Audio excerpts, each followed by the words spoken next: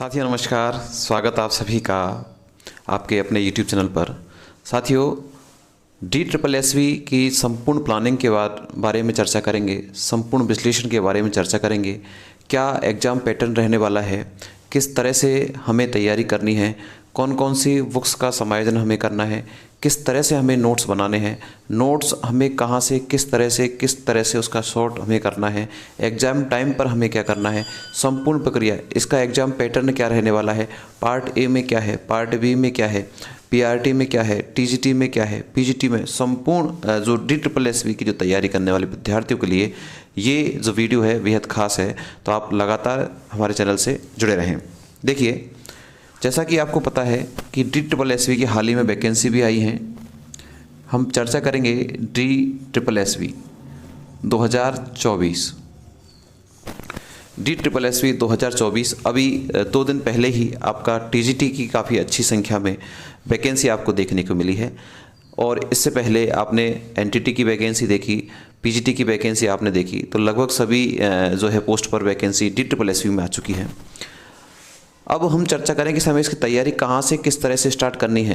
क्या हम पीआरटी के लिए योग्य हैं, या टीजीटी के लिए योग्य हैं, या पीजीटी के लिए योग्य हैं। तो सबसे पहले बता दूं, अगर आपने डीएलएड किया है, सीटेट L1 आपने किया है, लेवल फर्स्ट आपने किया है, तो आप पीआरटी के लिए एलिजिबल हैं। अगर आपने सीटेट और आपने बीएड किया है तो आप टीजीटी के लिए एलिजिबल हैं। वहाँ पीजीटी की बात करें तो वहाँ किसी प्रकार के सीटेट की आपको आवश्यकता नहीं है। अगर आपने वहाँ पोस्ट ग्रेजुएशन किया है और आपके पास बीएड है तो आप पीजीटी के लिए एलिजिबल हैं। पीजीटी के लिए वो विद्यार्थी अपने आप को प्रिपेयर कर सकते हैं जिन विद्यार्थियों का सब्जेक्ट पर अच्छा कमांड है। ऐसे विद्यार्थी पीजीटी के लिए निश्चित रूप से पीजीटी के लिए ही जाएं। जो विद्यार्थी बीएड हैं, सीटेट भी किया हुआ है और सब्जेक्ट पर अभी इतना नहीं है, लेकिन समय हमारे पास है, वैकेंसी आई है, हम अपने सब्जेक्ट को मौजूद करके टीजीटी के लिए जो है प्रयास कर सकते हैं। पीआरटी के लिए तो आप सभी को पता है डीएलएड और सीटेट 1 का होना आवश्यक ही है। इसके अलावा उनके पास और कोई दूसरा विकल्प DSSB में नहीं है। साथियों, मैं आपको बता दूं, हम तीनों की बात कर लेते हैं एक साथ, पीआरटी, टीजीटी और पीजीटी की। आप सभी को पता है, चाहे हम पीआरटी की बात करें, चाहे हम टीजीटी की बात करें, या हम बात करें पीजीटी की, ये आप सभी को पता है, इन तीनों में ही जो आपका पेपर का जो पैटर्न रहता है, अर्थात तीनों में आपको यह पता है कि तीनों में कितने पार्ट आते हैं। आपके पार्ट 2 आते हैं। एक तो आता है पार्ट ए और एक आता है आपका पार्ट बी।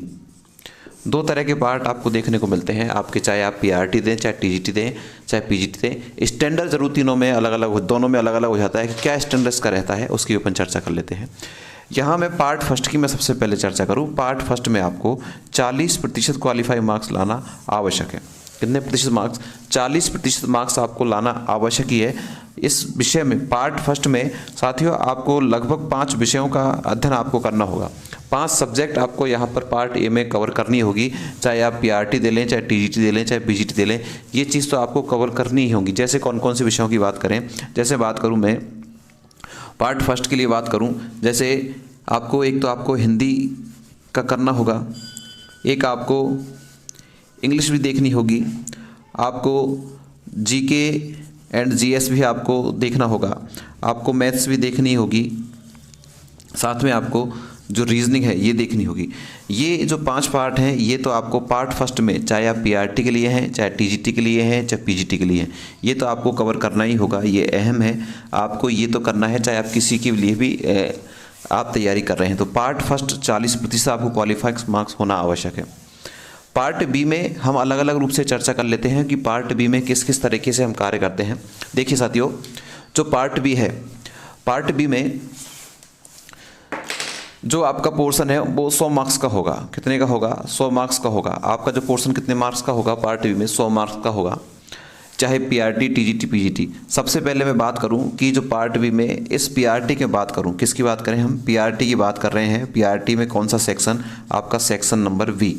इस सेक्शन में साथियों आपको क्या पढ़ना है और आपको किस तरह से, यहाँ से आपके पेडागोजी के प्रश्न आते हैं। किसके प्रश्न? पेडागोजी के। यहाँ किसी प्रकार का आपको इधर उधर नहीं भटकना है, कहीं किसी की किताबों में, बुक्स से या नोट से नहीं पढ़ना है। आपको सीधे गूगल पर जाना है और गूगल पर जाकर आप सीधे ही वहाँ लिखोगे NIOS DLED notes, NIOS DLED notes, वहाँ पर इसके 10 अलग अलग सेपरेट पोर्शन बने हुए हैं। वो 10 अलग अलग सेपरेट पोर्शन आपको डाउनलोड करने हैं और उन डाउनलोड करके उसमें से आपको क्या बनाने हैं, आपके जो नोट्स हैं वो आपको बनाने हैं। हम बात कर रहे हैं दोस्तों, किसकी बात कर रहे हैं, अभी हम PRT की बात कर रहे हैं। यहाँ आपने अलग अलग नोट्स बनाए और ये जो है यहाँ से बाहर आपका कुछ नहीं आता, केवल 10% आपका बाहर को देखने को मिलता है, जिसमें आपको NCERT की 11th-12th की साइकोलॉजी की बुक आपको पढ़नी होगी, वहाँ आपको देखना होगा। बाकी आपका अधिकांश जो पोर्शन है वो यहाँ से आ जाता है। पेडागोजी का पार्ट, ये आपको कहीं नहीं जाना, किसी बुक स्टोर पर नहीं जाना, अपने पास गूगल ओपन करना है, उसमें NIOS DLED नोट्स लिखोगे तो आपको ये मिल जाएगा। 10 अलग अलग चैप्टर्स में ये मिलेंगे, जिसमें लगभग 60-70 सभी में पेज है। इतना नहीं पढ़ पाएंगे, हमें उनको डाउनलोड करके उसमें शॉर्ट्स नोट्स बनाने, अभी हमारे पास समय है, शॉर्ट नोट्स बनाकर एग्जाम के लिए हम रेडी हो सकते हैं। तो बात कर ली हमने किसकी, PRT की फर्स्ट पेपर में तो ये सारी पांचों आपको पढ़नी है। सेकंड में आपको NIOS से क्या पढ़ना है, पेडागोजी का पार्ट पढ़ना है। NCERT 11-12 से आपको साइकोलॉजी देख लेनी है। देखिए बात करूँ मैं TGT की, TGT का फर्स्ट पेपर सेम यही है, कहीं किसी प्रकार का कोई संशोधन नहीं है। बात करें यहाँ TGT के पार्ट सेकंड की, पार्ट सेकंड में साथियों यहाँ पर आपको तैयार करना होगा, क्या तैयार करना होगा आपको, 6 to 10th की जो आपकी NCERT है वो आपको तैयार करनी होगी। पार्ट सेकंड में आपका जो सब्जेक्ट वाला पोर्शन है उसमें आपको 6 to 10th की NCERT तैयार करनी होगी।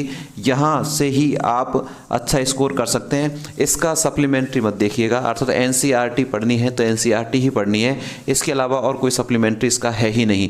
आपको 100% क्या पढ़ना है, NCERT बुक्स पढ़नी है। किसकी बात कर रहे हैं हम, TGT की बात कर रहे हैं। TGT में आपको बात करनी है कहाँ से, 6 to 10 तक की बात आपको करनी है। यहाँ का जो सब्जेक्ट मैटर आपको यही मिल जाएगा और इससे अच्छी बुक्स और इससे अच्छा ऑथेंटिक सोर्स आपके पास हो भी नहीं सकता। तो TGT की जो तैयारी करने हैं वो ये 5 सब्जेक्ट तैयार करेंगे पार्ट फर्स्ट में, और सेकंड में उनको 6 to 10th की NCERT अपने सब्जेक्ट की देख लेनी है। बात करूं मैं PGT की, PGT भी हो चाहे TGT हो चाहे PRT हो, ये पार्ट तो आपका कॉमन ही है। आपको Hindi, English, GK, GS, maths, reasoning तो आपको पढ़नी ही है पार्ट फर्स्ट में। PGT में हम बात करें, PGT में बात करें तो आपको जो 11th-12th है, 11th-12th तक की जो आपको जो NCERT है वो आपको देख लेनी है, इसके अलावा और कहीं नहीं जाना है। NCERT आपको 11th-12th की देखनी ही है। इसके अलावा यहाँ जो आपका पोर्शन है वो आपको थोड़ा सा ग्रेजुएशन लेवल का भी देखना है। ग्रेजुएशन लेवल का जो पोर्शन है वो भी आपको यहाँ पर देख लेना है। किसकी बात कर रहे हैं, PGT में आपका मास्टर डिग्री है आपके पास है तो आपने ग्रेजुएशन में जो चीज़ें पढ़ी हैं वो आपको यहाँ भी पढ़नी होगी, लेकिन मुख्य फोकस यहाँ पर भी किसको ही करना है, आपको 11th-12th को कठिनतम स्तर आपको कहाँ पर ले जाना है, ग्रेजुएशन लेवल तक आपको कठिनतम स्तर ले जाना है। तो इस तरह से तीनों का जो पार्ट है, पार्ट फर्स्ट तो कॉमन है, पार्ट सेकेंड किस किस तरीके से तैयार करना है, कहाँ से कैसे पढ़ना है, ये मैंने आपको बताने का प्रयास किया है। इसके अलावा योग्यता हमने देख ली, PRT के लिए आपके पास DLED होना चाहिए, CTET लेवल 1 होना चाहिए। TGT के लिए आपके पास BEd प्लस CTET लेवल 2 होना चाहिए। जबकि PGT की बात करें तो वहाँ पर आपके पास मास्टर डिग्री और आपका BEd होना चाहिए, CTET की आवश्यकता वहाँ पर नहीं है। एक मोटा सा आपको मैंने बताया किस तरह से आपको प्लानिंग करनी है।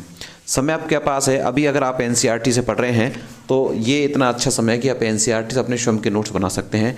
इधर उधर नोट्स की बात करें तो जब तक आप स्वयं अपने हाथों से नोट्स नहीं बनाएंगे तब तक आपको जो आपके नोट्स हैं वो अच्छे नहीं हैं। क्यों? क्योंकि अगर आप किसी से पेड करते हो, किसी से दूसरे से लेते हो तो उसको ऐसे कि ऐसे हम याद नहीं कर सकते, लेकिन हम खुद मेहनत करके बनाएंगे तो उससे अच्छे नोट्स हमारे लिए नहीं हो सकते। तो आपको अभी समय आपके पास है, वैकेंसी आ चुकी है, आप स्वयं अपने नोट्स बनाएं NCERT बुक से और कार्य करें। साइकोलॉजी के लिए आप NCERT 11th-12th की बुक्स पढ़ें और उससे अच्छी तैयारी करें।